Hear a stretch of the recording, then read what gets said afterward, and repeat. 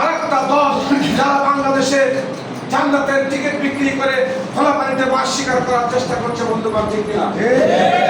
এই দলকে চিহ্নিত করতে হবে।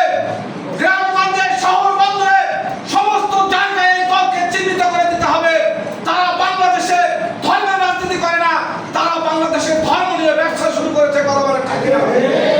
আমাদের জাতীয় সংসদ নির্বাচন হবে। কি নির্বাচন? জাতীয় সংসদ নির্বাচন হবে। কি নির্বাচন? এই নির্বাচন একটি চ্যালেঞ্জ নির্বাচন। এই নির্বাচনকে সুসংগঠিত করার জন্য একমাত্র শুধুমাত্র বাংলাদেশ জাতীয়তাবাদী স্বেচ্ছাসেবক দলের প্রয়োজনীয় ভূমিকা তারেক রহমান সাহেব অনুভব করেছে। কথা বলেন ঠিক কিনা? স্বেচ্ছাসেবক জনতা গড়ে তোলা কথা।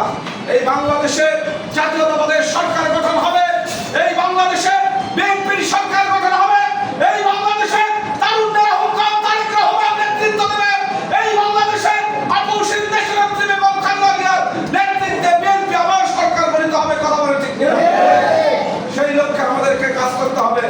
কোন পতিত আওয়ামী লীগ সরকারের কোন লোক যেন এই কমিটিতে স্থান না পায়। আমরা আমাদের সংগঠনকে সুসংগঠিত করব।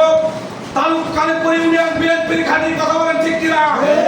তালুক কালীপুর ইউনিয়নে শুধু বিএনপির কথা চলবে। কথা বলেন ঠিক কিনা? আগামী দিনে ইনশাআল্লাহ জাতীয়তাবাদের দুর্গ গঠন করে এই ইউনিয়নের অবহেলিত, নির্যাতিত, নিষ্পেষিত, ভোকা-দাঙ্গা, দরিদ্র শ্রেণীর মানুষের অধিকার প্রতিষ্ঠার জন্য বাংলাদেশ জাতীয়তাবাদী দল কাজ করে যাবে।